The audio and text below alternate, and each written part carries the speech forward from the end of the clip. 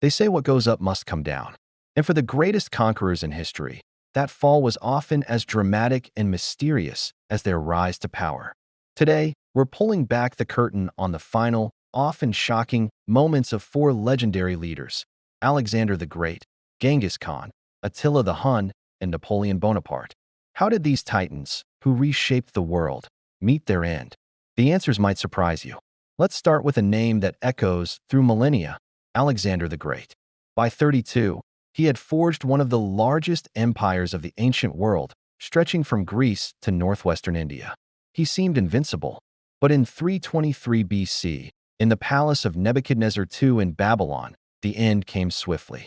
After a prolonged banquet and drinking party, Alexander fell ill with a fever. For 12 agonizing days, he suffered. He lost the ability to speak, and his body grew weaker and weaker until he was pronounced dead. But what actually killed him? The official cause was a fever, but that's a symptom, not a disease.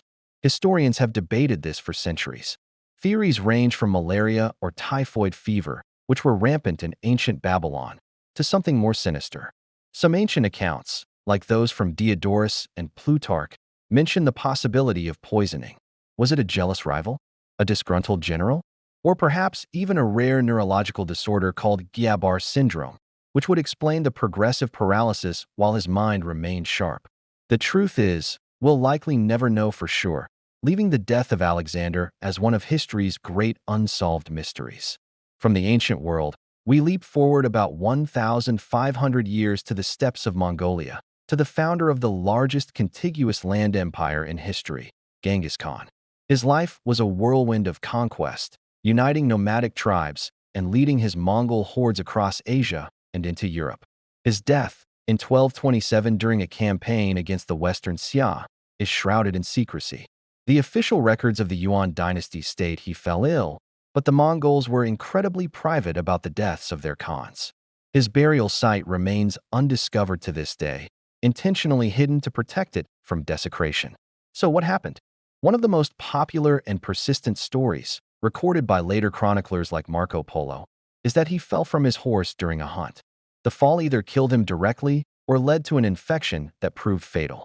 Another theory suggests he died from wounds sustained in battle against the Tanguts of the Western Xia. And a more colorful, though less substantiated, legend claims he was killed by a captured Tangut princess who wanted to avenge her people.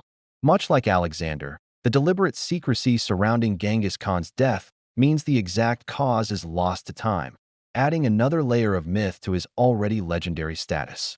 If you're finding these historical deep dives as fascinating as I do me a quick favor and hit that subscribe button. We unpack mysteries like these every week, and by subscribing, you help our community of history lovers grow. It's free, and it means you'll never miss an episode. Thank you so much. Now let's get back to it. Our next conqueror is a man whose name became synonymous with terror and destruction: Attila the Hun. Known as the Scourge of God, he led his nomadic warriors on a campaign of plunder across Europe in the 5th century, threatening the very foundations of the Roman Empire. But his end wasn't on the battlefield. It was in his own bed. In 453 AD, Attila celebrated his latest marriage to a beautiful young woman named Ildiko. According to the Roman chronicler Priscus, who provides the most detailed account, Attila feasted and drank heavily late into the night. The next morning, his attendants grew concerned when he didn't emerge. They broke down the door to his chamber and found a shocking scene. Ildiko was weeping by the bed, and Attila was dead, having suffered a severe nosebleed. Lying on his back, he had apparently choked on his own blood. It was a bizarre, anticlimactic end for a man who lived by the sword. While some have speculated about foul play, perhaps by his new bride or a Roman conspiracy, most historians accept the account of a tragic, freak accident.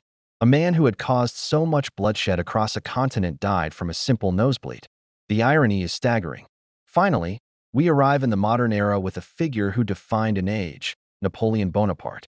From a Corsican artillery officer to emperor of the French, his ambition was limitless.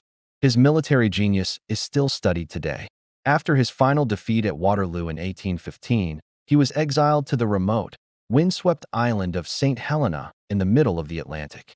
It was here, in 1821, that he died at the age of 51. His official autopsy, conducted by his British captors, concluded that he died from stomach cancer. Indeed, his father had also died of the same disease, and Napoleon himself had complained of stomach pains for years. For a long time, this was the accepted version of events. However, a different theory has persisted for 2 centuries, that Napoleon was slowly poisoned with arsenic. Proponents of this theory point to a 1961 analysis of Napoleon's hair, which showed high levels of arsenic. Could his British jailers have wanted him gone for good? Or perhaps a French royalist seeking to ensure the Bourbon restoration? However, more recent studies have complicated the poisoning theory. Arsenic was common in all sorts of 19th century products, from wallpaper dye to medicines. Later hair analyses have shown he had high arsenic levels throughout his life, not just at the end. Today, most mainstream historians have returned to the original diagnosis: stomach cancer, likely exacerbated by the harsh conditions of his exile and questionable medical treatments of the time. Still, the debate rages on, a fittingly complex end for a complex man. Alexander, Genghis Khan, Attila, Napoleon. For men who held the world in their grasp, only to have it slip away in the most human of ways, through illness, accident, and the slow decay of time. Their ends show us that no matter how high one climbs, mortality is the great equalizer. Their legacies are etched into our history books, but their final moments are a powerful reminder of the fragility of life itself. Thank you so much for joining me on this journey through history. If you enjoyed this, please give the video a thumbs up and don't forget to subscribe for more historical investigations. Let me know in the comments which conquerors and you find the most fascinating. Until next time, stay curious.